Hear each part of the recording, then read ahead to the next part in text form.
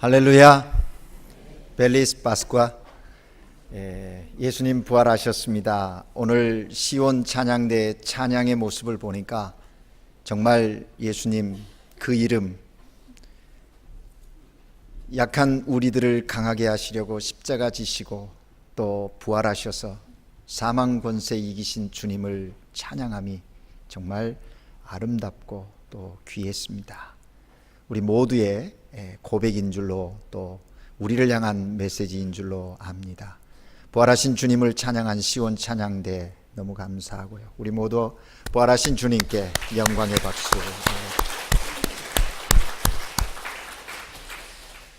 예수님 부활하셨습니다. 사망 권세 이기시고 부활하신 예수님께 예배하는 이 시간, 부활하신 주님께서 주시는 평안과 세상이 주지 못하는 주님만이 주시는 기쁨이 오늘 하나님께 예배하는 여러분 모두에게 함께 하시기를 축복합니다. 옆 사람과 서로 인사 나누십시다. 주님 부활은 나의 기쁨입니다. 주님의 부활이 나의 기쁨이 되는 이유가 무엇입니까? 역사적인 사건인 주님의 부활이 오늘을 살아가는 나에게 어떤 의미가 있는 것입니까? 만약 예수님의 부활이 없다면 우리 인간은 계속해서 절망과 흑암과 죄악과 저주 가운데 삶을 살아야 할 것입니다. 죽을 수밖에 없는 인생, 우리에게 주님의 부활은 영원한 생명을 주고 소망을 주기 때문에 주님의 부활의 사건이 나에게 기쁨이 되고 은혜가 되는 것입니다. 그래서 한 걸음 더 나가면 주님의 부활은 나의 부활과 연결되어져 있는 것입니다. 그래서 우리가 사망 권세 이기시고 부활의 첫 열매 되셨다고 고백하고 있는 것이지요. 오늘 하나님께 예배하는 우리 모두가 그런 부활의 기쁨에 또 부활의 신앙 가운데 승리할 수 있기를 바랍니다. 오늘 우리가 함께 읽은 본문 말씀은 베드로전서인데, 특별히 베드로가 초대교회 시절의 신앙을 지키기 위하여 믿음 가운데 사는 성도들이 핍박과 고난 가운데서 신앙을 지킨다는 것이 너무나 어려웠습니다. 그래서 흩어져서 그래도 그 고난과 박해 속에서도 신앙을 지켜가는 겁니다. 그럼에도 불구하고 종종 배교하는 사람, 신앙을 팽개치고 떠나가는 사람들이 있는가 하면 그 고통의 무게가 너무 힘겨워서 정말 어려워하고 있는 믿음의 사람들을 본 거예요. 그래서 그들에게 위로하기 위해서, 격려하기 위해서 보낸 서신이 베드로 서신이라는 겁니다. 특별히 핍박과 박해로 어려운 시련을 당하고 있지만 너무나 낙심하지 말라는 겁니다. 두려움이 있지만 두려워하지 말고 믿음 가운데 그 박해와 고난과 힘겨움들을 이겨나가라고 그렇게 격려하는 서신이에요. 왜냐하면 예수 그리스도께서 십자가의 죽음을 이기고 3일 만에 부활하심으로써 우리에게 소망을 주시고 영원한 유업을 주시고 하나님의 능력으로 우리를 보호해 주실 것이기 때문에 그 믿음 가지고 담대하라고 베드로는 흩어져요 나그네로 신앙생활하고 있는 사람들에게 권면했다는 것입니다. 여러분, 그렇습니다. 예수 그리스도께서 부활하신 사건은요, 우리에게 특권적인 삶을 부여하시는 놀라운 사건입니다. 주님의 부활은 우리들을 소망과 영생과 승리하는 삶을 살게 하는 축복의 사건이라는 말씀입니다. 그래서 베드로는 오늘 본문에서 먼저 이야기합니다. 아버지 하나님을 찬송하리로다. 알라반도세아 디오스, 찬양하라는 거예요. 왜? 우리가 찬양해야 할 이유가 어디 있느냐? 베드로는 이야기합니다. 예수 그리스도를 죽은 자 가운데서 부활하게 하심으로 우리를 축복해 주셨기 때문에 찬송하라는 것입니다. 오늘 이 아침에 우리가 하나님 앞에 나와서 여호와 하나님을 찬양하고 부활하신 주님을 경배하는 것은 바로 그 부활을 통해서 하나님의 사랑을 알게 하시고 그 하나님의 사랑으로 오늘 우리의 삶의 현실 속에서 넉넉히 승리하는 삶을 살아갈 수 있기 때문인 겁니다. 사람들은 성탄절에 대해서는 상당히 인사를 많이 해요. 펠리스 나비다 하면서 아주 축제 분위기를 해요. 그런데 왜 이 부활에 대해서는 이렇게 냉랭한가? 참 안타까울 때가 많아요. 우리가 문화를 바꿔가야 합니다. 이제 여러분 만나는 사람들마다 부활의 인사를 나누십시오. 성탄보다 어떤 의미에서는 더 중요한 사건이 부활의 사건이에요. 하나님은 십자가와 부활의 사건을 이루기 위해서 예수 그리스도를 이 땅에 인간의 몸으로 보내신 사건이, 그러니까 그 보냄을 받아 오신 그 예수의 결정적인 그 사건은 십자가와 부활의 사건이에요. 그래서 더 중요한 거예요. 우리의 신앙에 있어서 십자가와 이 부활, 이것을 빼어놓고 또 잊어버리면 신앙이 아닌 거예요. 그러므로 여러분 정말 부활의 기쁜 소식을 나누십시오. 부활의 인사를 서로 나누는 그런 변화가 우리들 가운데 있기를 바랍니다. 베드로는 어려움 당하고 있는 성도들에게 이렇게 부활의 확신 신앙을 불어넣으면서 그 주님의 부활이 우리에게 주신 특권적 삶이 무엇인지 오늘 본문에서 이야기하고 있습니다. 사랑하는 여러분, 오늘 이 시대를 사는 우리도 하나님께서 베드로를 통하여 들려주신 주님의 부활로 말미암는 특권적 삶이 무엇인지를 알고 그 삶을 누리면서 하나님의 거룩한 역사를 이루어가는 주의 백성들 되시기를 주의 이름으로 부탁을 드립니다. 무엇이 주님 부활의 특권적 삶일까요? 먼저는 우리에게 산 소망이 있게 하셨다라는 겁니다. 우리를 거듭나게 하사 산 소망에 있게 하시며, 여러분 사도 베드로가 어떤 사람입니까? 예수님의 수제자이지요. 지난 수요일서부터 토요일까지 하나님의 넓고 큰 은혜라는 주제로 온 가족 기도회를 했습니다. 특별히 베드로의 삶을 통하여 하나님의 은혜가 어떠했는지 조명했습니다. 그리고 오늘 이 시대를 살아가는 우리 그리스도인들, 나는 어떻게 살아야 하는지, 베드로를 통하여 일하셨던 주님이 오늘 나를 통하여 어떻게 일하시기를 원하시는지 우리는 살폈습니다. 여러분 아시는 대로 베드로는 예수님의 수제자였어요. 부름을 받았습니다. 그러나 너무 인간적이었지요. 하나님의 아들 구세주라고 예수를 고백한 신앙 고백자이기도 했습니다. 위기 순간에는 예수님을 부인하기도 했습니다. 예수님이 십자가를 지셨을 때는 낙심하고 두려워한 자리에 서기도 했습니다. 그런데 부활하신 예수님을 만난 이후로는 그 예수님을 전하는 데 목숨을 바친 사도였습니다. 그리고 시몬이 베드로 된 것처럼 초대교회의 기둥과 같은 일꾼으로 복음의 거장으로 헌신하는, 그래서 일생을 예수 부활의 사건을 증거하면서 그 부활의 은혜를 증거하면서 순교의 자리까지 나간 사람이 베드로입니다. 그 베드로가 오늘 본문에서 이야기하는 겁니다. 예수님의 부활은 우리를 새롭게 거듭나게 하여 산 소망에 있게 한다라고 말합니다. 오늘 하나님께 예배드린 여러분, 여러분에게는 어떤 소망이 있습니까? 여러분이 뭔가를 원하고 기대하는 것이 있습니까? 그것이 어디에 근거하고 있는 것입니까? 오늘 하나님이 베드로를 통해서 말씀한 것처럼 위로부터 주시는 소망이기를 바랍니다.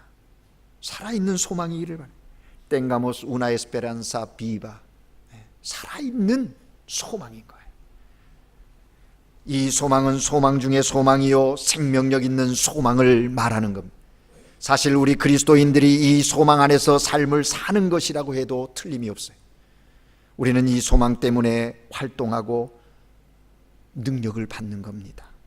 하나님의 약속의 말씀이 우리의 삶 가운데 성취되어지는 거예요. 이 소망이 있기 때문에, 이 산 소망이 있기 때문에. 그래서 고난 중에도 흔들리지 않고 항상 마음이 기쁘고 감사가 샘솟듯 할 수 있게 된다는 사실입니다. 여러분, 사람들은요 자신이 아는 만큼 가진 만큼 행복할 것이라고 생각합니다. 그런데 여러분, 그렇지 않아요. 인생은요 그가 바라는 것만큼 사는 것입니다. 얼마나 아느냐, 얼마나 가졌느냐가 행복이 아니라는 것입니다. 사람들은 내가 뭘 가졌다, 내가 어느 정도 안다, 그거 갖고 교만하기도 하고 또 거드름을 피기도 합니다. 그런데요, 문제는 거기에 행복이 있는 것이 아니라 그가 얼마나 소망을 가지고 있느냐, 어떤 소망을 가지고 있느냐, 어떤 소망을 가지고 삶을 살아가느냐에 따라서 행복이 좌우된다고 하는 사실을 잊지 말아야 합니다. 여러분, 우리가 똑같은 상황, 똑같은 환경 속에서도요, 천국과 지옥을 경험할 수가 있잖아요. 왜 천국이 되고 왜 지옥이 됩니까? 전적으로 소망의 문제임을 잊지 마셔야 합니다. 그래서 단테는 신곡이라고 하는 작품 속에서 지옥 표현하기를 이렇게 얘기했어요. 이곳에서는 일체 소망을 버려라. 소망이 없는 곳이 지옥이라고 그는 이야기하고 있다는 겁니다. 사랑하는 여러분, 여러분의 삶의 자리에서 천국과 지옥 삶의 경험 어떻게 하게 되는가? 우리는 아셔야 합니다. 내게 어떤 소망이 있는가 하는 거예요. 여러분 잘 아시는 미국의 16대 대통령 링컨은요, 수없이 많은 수차례의 인생의 실패를 경험합니다. 사업에서부터 또 정치적인 그 입지에서도 실패하고 좌절을 합니다. 그러다가 51세에 미국 대통령이 되잖아요. 그가 하도 실패를 많이 하니까 되는 일이 없으니까 주변의 친구들이 걱정하면서 이렇게 얘기했더랍니다. 링컨 저러다가 자살하는 거 아니야? 그런데 어느 날 링컨이 말했습니다. 나는 성경을 읽고 그 속에서 죽음에서 부활하신 예수님을 만났다고. 그렇습니다, 여러분. 예수님의 부활의 사건이 그에게 용기가 되고 소망이 되었더라 하는 이야기입니다. 여러분, 우리들의 삶의 상황이 절망할 수밖에 없을 때 기도하고 하나님을 만나면 하나님께서 용기를 주시고 부활하신 주님께서 우리에게 소망을 불어넣어 주신다 하는 거예요. 오늘 우리의 삶이 힘들고 어렵습니까? 거기에 그 힘들고 어려운 상황 속에서도 소망이 있다면, 위로부터 주신 하나님의 산 소망이 있다면 넉넉히 이길 수 있다 하는 것입니다. 산 소망은 예수 그리스도로 거듭난 사람들만이 가지는 특권입니다. 우리는 예수 그리스도의 십자가의 죽음과 부활하심으로 거듭나게 되어서 산 소망을 가지게 된 것이에요. 이 세상에서 누가 가장 복된 사람일까요? 하나님을 믿고 하나님으로부터 소망을 얻는 사람일 것입니다. 그래서 시인은 이렇게 얘기합니다. 시편 146편 5절에서 야곱의 하나님을 자기의 도움으로 삼으며 여호와 자기 하나님에게 자기의 소망을 두는 자가 복되도다 라고 얘기했습니다. 부활의 주님, 그 주님을 고백하는 우리의 소망은 어디에 있는 겁니까? 하나님께 있음을 고백하는 이 아침이 되기를 주의 이름으로 부탁을 드립니다. 예수님의 부활이 우리에게 주는 특권적 삶의 두 번째는 뭘까요? 오늘 본문 4절 말씀, 썩지 않고 더럽지 않고 새하지 아니하는 유업을 잊게 하시나니 곧 너희를 위하여 하늘에 간직하신 것이라. Tal herencia está reservado en el cielo para usted. 에렌시아가 있다는 거예요. 유업이 있다는 거예요. 여러분, 여기 유업이라는 말은 법률적으로는 부모나 조상으로부터 상속받는 재산을 말하지요. 그러나 신앙적으로 보면 하나님께서 그의 약속을 따라 순종하는 백성에게 주시는 선물이요, 은총이요, 은사인 것입니다. 이 세상 사람들은 유업을 가지기는 했지만 그 유업이 시간이 지나면 멸망하고 사라진다는 것이에요. 그런데 성경에서 말하는 유업은 그렇지 않아요. 구약에서의 유업은 이스라엘 백성이 받았던 가나안 땅이요, 신약에서의 유업은 하나님 나라, 곧 그 하나님의 다스림이 있는 그곳이 하늘의 유업이라는 거예요. 그래서 구원과 영생과 약속과 축복이 유업인 것입니다. 이 세상의 유업은 시간이 지나면 썩고 쇠하지만 하나님께서 주신 유업은 이 땅에서 시작되어서 저 하늘나라까지 계속되는 영원한 기업이라는 거예요. 사랑하는 여러분, 오늘 하나님은 베드로를 통해서 부활의 신앙을 갖는 사람들에게 주어진 특권적 삶이 유업을 잇는 것이다. 어떤 유업? 하늘의 유업을 잇는 것이라고 말합니다. 우리는 종종 그 유업이 이제 이 땅의 삶을 마치면 저 나라에서 받을 거라고 생각해요. 그런데 그렇지 않아요. 내가 예수를 그리스도로 고백하고 부활의 신앙을 갖는 그 시점부터 이 하늘의 유업은 시작되어지는 겁니다. 그래서 하늘나라까지 계속되어지는 영원한 기업인 거예요. 하나님께서 보장하시는 것입니다. 그래서 완전하고 온전하고 영생하는 유업인 것입니다. 여러분, 사람들은 인생에 있어서 무엇이 소중한지 잘 아는 것처럼 삶을 살아갑니다. 그런데요, 좀 더 깊이 들어가 보면 모르고 살아가고 있어요. 사람들은 돈이나 건강, 명예, 출세 등을 가장 소중하게 여기면서 그것에 마음을 쏟고 수고하고 애쓰는 것을 봅니다. 그런데 그 소유는 언젠가 다 놓고 가야 한다는 사실을 잊지 말아야 할 것이에요. 정말 소중한 것이 있는데 정말 소중한 것이 무엇인가를 알고 삶을 살아야 한다는 것이죠. 우리가 죽음 앞에 설 때 돈이 무슨 가치가 있습니까? 죽음 앞에 건강이 무슨 소용이 있겠습니까? 출세도 지위도 죽어가는 이에게 아무 의미가 없지 않습니까? 죽음 앞에서 가치 있는 것이 무엇이란 말입니까? 영원히 붙잡을 수 있는 것이 무엇일까요?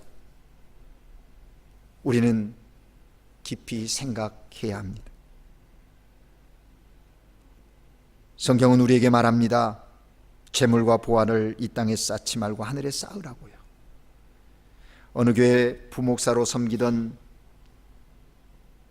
목사님이 이제 5년 동안 부목사 사역을 하고 담임 목사로 나가기 위해서 준비를 했습니다. 그런데 어느 날 병원에 갔다가 자신에게 암이 있다는 것을 발견했어요. 그래서 교회를 사임하고 항암 치료를 받게 되었더랍니다. 항암 치료를 받는 중에 충북 음성 어느 교회로부터 주일날 와서 설교해달라는 부탁을 받은 거예요. 그 교회 담임 목사가 미국으로 유학을 떠나면서 친구인 이분을 후임자로 추천했기 때문입니다. 교인들은 기대를 잔뜩 하고 교회에 왔는데 막상 나타난 목사님의 모습을 보고 크게 실망했더랍니다. 머리카락은 다 빠지고 뼈만 앙상하게 남은 초라한 몰골의 환자가 나타났기 때문입니다. 주일 예배가 끝나고 교회 회의가 소집되었습니다. 그 자리에 안수 집사님 한 분이 이 목사님을 담임 교역자로 모시자고 제안을 했습니다. 교인들이 깜짝 놀라는 겁니다. 어떻게 암 환자를 담임 목사로 모시느냐고 반대한 것이지요. 그때 이 안수 집사님이 반대하는 교인들을 향해서 이야기합니다. 저는 오늘 이전에 경험해보지 못한 은혜를 받았습니다. 이 목사님이 비록 암 환자이고 이 목사님을 담임 목사로 모시고 이런 설교를 한 주밖에 더 들을 수 없다 할지라도 우리 교회로서는 큰 복이 아닐까 그렇게 생각했습니다. 그러자 모든 교인들이 고개를 끄덕이면서 그 목사님을 담임 목사로 청빙하기로 결정했더라는 것입니다. 그날 모든 교인들이 모두 큰 은혜를 받았기 때문입니다. 청빙서를 받은 목사님은 하염없이 눈물을 흘렸습니다. 암 환자인 자신을 담임 목사로 받아주는 교회가 있다니 놀라지 않을 수 없었습니다. 사모님과 함께 기도원에 올라가서 금식 기도를 합니다. 그 교회에 부임할 생각보다는 너무 감사해서 그 교회에 정말 훌륭한 목회자를 보내달라고 기도드리려고 기도원에 올라간 것입니다. 그런데 금식하며 기도할 때 하나님께서 큰 은혜를 부어주셨습니다. 그래서 그 목사님 암이 치유되어지는 놀라운 기적의 역사를 경험했더랍니다. 이 목사님은 자신이 암이 발생해서 치유하는 이 과정들을 돌이켜보고 또 암을 치유하게 된 치유하신 하나님의 뜻이 어디 있는지 물으면서 그는 겸손하게 교회의 청빙을 받아들이기로 했더랍니다. 그래서 그 목사님은 이렇게 얘기합니다. 하나님께서는 자신을 통하여 하실 일이 있어서 살려둔 것이라고, 자신은 그 하나님의 능력과 보호하심으로 하루하루 살고 있노라고, 그러면서 시편 118편 17절의 말씀을 통해 고백합니다. 내가 죽지 않고 살아서 여호와께서 하신 일을 선포하리라. 그리고 그 교회의 목회를 최선을 다해서 이루어 갔더랍니다. 사랑하는 여러분, 만일 여러분에게 남은 시간이 한 주일밖에 없다고 한다면 여러분은 무엇을 하시겠습니까? 만일 하루의 시간밖에 이 세상에 살 수 없다고 하면 여러분은 어떤 일을 하시렵니까? 그래도 가족들과 사소한 문제를 가지고 다투시겠습니까? 그런 상황에서도 돈 좀 더 벌어보려고 눈에 불을 켜고 덤벼 드시겠습니까? 자신의 관점으로 사람들을 판단하고 불평하고 원망하면서 어린아이 같은 자세로 삶을 살아가시겠습니까? 대부분 하나님이 보내주신 소중한 사람들을 사랑하지 못한 것을 후회하고 용서를 구하지 않을까요? 하나님이 부탁한 일들을 소홀히 한 것을 후회하면서 남은 시간 조금이라도 더 최선을 다하려고 헌신하지 않을까요? 영원한 세상을 바라보며 이제 곧 주님 앞에 서야 함을 생각하면서 그 시간에 주어진 일을 최선 다하지 않을까요? 안타까운 것은 인생은 하나같이 어리석어서 죽음이 가까워야 소중한 것을 깨닫는 것 같습니다. 평소에 죽음을 의식하며 소중한 것을 붙잡을 줄 알아야 후회 없는 삶을 살 텐데 말입니다. 사랑하는 여러분, 오늘 우리에게 주어진 삶의 시간이 너무나 소중합니다. 오늘 우리 곁에 있게 한 한 사람 한 사람이 너무 소중해요. 마치 오늘이 마지막인 것처럼 그 시간을, 그 사건을, 그 사람을 대하여야 하지 않을까요? 그렇게 사는 우리들을 통하여 하나님은 하늘의 유업을 이을 자로 이 시대에 사용하고 계신다 하는 사실입니다. 마지막으로 주님의 부활이 우리에게 주는 특권적 삶이 무엇일까요? 하나님의 능력으로 보호하심을 받게 하신다. 하나님은 베드로를 통해서 말씀하십니다. 5절 말씀에 보면 너희는 말세에 나타내기를 예비하신 구원을 얻기 위하여 믿음으로 말미암아 하나님의 능력으로 보호하심을 받았느니라. 이 마지막 시대에 사는 우리는 구원을 받고 하나님의 도움을 받아야 할 사람들입니다. 믿음을 가진 자에게 하나님께서 능력을 베풀어 주시고 또한 그 믿음을 통해서 보호하시고 도와주신다고 말씀하고 계시는 것입니다. 이 시대에 우리가 구원을 받되 어떤 구원을 받습니까? 믿음으로 구원을 받습니다. 그러므로 예수님의 부활의 사건을 믿어야 합니다. 하나님의 말씀을 믿어야 합니다. 그 믿음으로 말미암아 주께서 우리를 지키시고 능력으로 보호해 주신다는 거예요. 여러분, 우리 인생에 하나님의 도움과 보호가 필요하지 않습니까? 하나님의 도우심과 보호함이 필요 없는 인생이 어디 있겠습니까? 내가 고난과 위험이 내 앞에 닥쳐왔을 때 누가 나를 보호할 수 있겠습니까? 하나님이 보호하시는 겁니다. 하나님은 믿음이 있는 사람을 보호하십니다. 하나님은 기도하는 사람을 보호하십니다. 하나님은 말씀에 순종하는 사람을 보호하시고 도우시고 그를 통하여 하나님의 능력을 나타내십니다. 여러분, 여러분의 삶의 자리에서 우리의 도움이 어디서 올고 사람을 의지하지 마십시오. 사건을 의지하지 마십시오. 그 모든 것을 주관하시는 여호와 하나님을 의지하고 나아갈 때 하나님께서 하나님의 능력으로 우리를 보호하고 인도하신다는 거예요.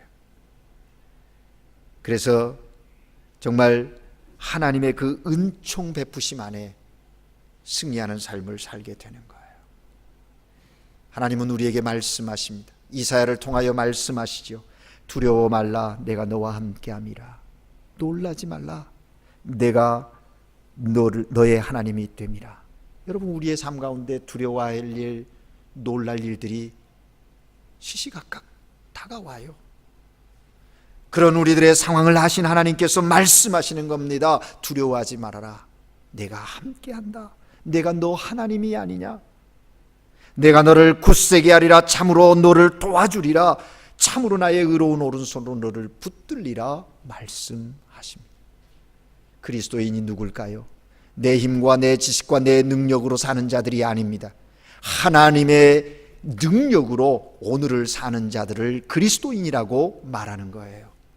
위로부터 주시는 하나님의 은혜 가운데 사는 사람들을 그리스도인이라고 이야기하는 거예요. 이런 그리스도인들은 삶의 자리에서 이렇게 찬양하는 거예요. 살아계신 주 나의 참된 소망, 걱정 근심 전혀 없네. 사랑의 주 내 갈 길 인도하시니 내 모든 삶 기쁨 늘 충만하네. 그렇게 찬양하고 그렇게 하나님의 능력 안에서 삶을 살아가는 거예요. 사랑하는 여러분, 우리는 부활의 주님을 믿습니다. 이 부활의 사건은 오늘 한 주 부활 주일에만 기억되어지는 사건이 아니라 저와 여러분의 삶의 자리에서 늘 경험되어져야 하는 사건입니다. 이 부활의 사건은 우리의 삶 속에서 날마다 역사되어지는 사건이어야 한다 하는 사실입니다. 오늘 하나님 앞에 나와 말씀을 듣고 기도하며 마음이 새로워져서 하나님 앞에 충성을 다짐하는 믿음의 성도들, 하나님의 사랑을 깨닫고 부활의 사건이 여러분의 삶 속에 계속해서 경험되어지는 그런 축복의 사람들 되기를 주의 이름으로 축복합니다. 이 부활절 아침에 새로운 소망, 산 소망이 여러분 가운데 넘치기를 원합니다. 하늘의 유업이 무엇인지를 깨닫고 그 유업을 향하여 믿음으로 나아가는 종들이 되시기를 바랍니다. 삶의 자리에서 하나님의 능력으로 보호하심을 받아 승리하는 부활 신앙인들 되시기를 주의 이름으로 축복합니다. 기도하겠습니다. 사랑의 하나님 아버지, 예수 그리스도의 부활의 사건이 오늘 나의 삶의 사건인 것을 고백해 하시고 이제 주님의 부활을 믿는 믿음의 사람들에게 주어진 특권적 삶을 이 땅에 누리게 하시되 그 삶을 통하여 하나님의 거룩한 역사를 이루어가고 하나님의 영광을 보는 믿음의 사람들 되게 하여 주시옵소서. 이제 세상을 두려워하는 자들이 아니라 믿음을 가지고 담대히 나가 그리스도의 생명을, 그리스도의 부활의 역사를 선포하는 복음의 신실한 종들 되게 하여 주옵소서. 지금 그 삶의 자리에서 행하는 모든 일들을 통하여 부활의 은총을 증거하는 부활의 증인들 되게 하옵소서. 예수 그리스도 이름으로 기도합니다. 아멘.